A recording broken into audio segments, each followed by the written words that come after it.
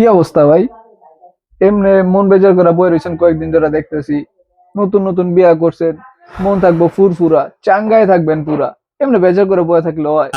শোনা গো আমার। কি আর কোনো ভাই, দুঃখের কথা। যখন পড়াশোনা করতাম, কোচিং ক্লাস আড্ডা ফাড্ডা দিয়া রাতের বেলা 8টার পরে যদি বাসায় ঢুকতাম, মা রাতে খাইতাম গণধুলাই।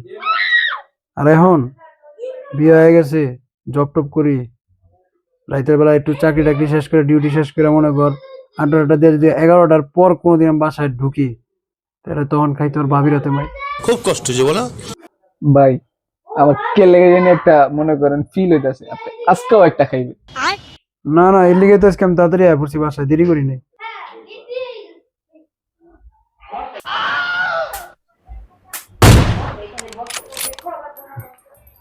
আমি কিছু করি না।